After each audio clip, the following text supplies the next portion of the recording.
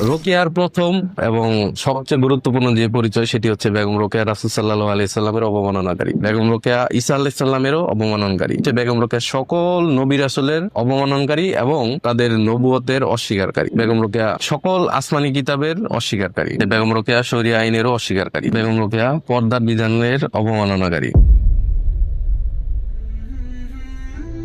ভাই কি পড়তেছেন? রোকেয়া রচনা উল্লেখ। ও, মুসলিম নারী জাগরণের অগ্রদূত বেগম রোকেয়া। বেগম রোকেয়ার প্রথম পরিচয় মুসলিম নারী জাগরণের অগ্রদূত নয়। তাহলে তার আসল পরিচয় কি ভাই? রোকেয়ার প্রথম এবং সবচেয়ে গুরুত্বপূর্ণ যে পরিচয় সেটি হচ্ছে বেগম রোকেয়া রাসূল সাল্লাল্লাহু আলাইহি সাল্লামের অবমাননাকারী। আমাদের প্রিয় রাসূল সাল্লাল্লাহু আলাইহি সাল্লামকে বেগম রোকেয়া নাম ধরে প্রতারক, মিথ্যুক ও ভণ্ড দাবি করেছে। বেগম রোকেয়ার দ্বিতীয় পরিচয় হলো বেগম রোকেয়া ঈসা আলাইহিস সালামেরও অবমাননকারী। প্রিয় ঈসা আলাইহিস সালামকেও বেগম রোকেয়া প্রতারক, ভণ্ড ও মিথ্যুক বলে দাবি করেছেন, সেটিও নাম ধরে। বেগম রোকেয়ার তৃতীয় কোনো পরিচয় যদি থাকে সেটি হচ্ছে বেগম রোকেয়া সকল নবী রাসূলের অবমাননকারী এবং তাদের নবুয়তের অস্বীকারী। তিনি বলেছেন, পৃথিবীতে পুরুষরা মানুষকে প্রতারণা করার জন্যই নিজেদেরকে পয়গম্বর বলে দাবি করে। বেগম রোকেয়ার চতুর্থ কোনো পরিচয় যদি থাকে সেটি হচ্ছে বেগম রোকেয়া সকল আসমানি কিতাবের অস্বীকারী। কোরআন, তাওরাত, জাবুর, ইনজিল, আল্লাহ তাআলা পৃথিবীতে যত আসমানি কিতাব প্রেরণ করেছেন বেগম রোকেয়া সব আসমানি কিতাবকে অস্বীকার করেছেন। বেগম রোকেয়ার পঞ্চম কোনো পরিচয় যদি থাকে সেটি হচ্ছে বেগম রোকেয়া শরিয়া আইনেরও অস্বীকারী। বেগম রোকেয়া বলেছেন, পুরুষরা শরিয়া বিধানকে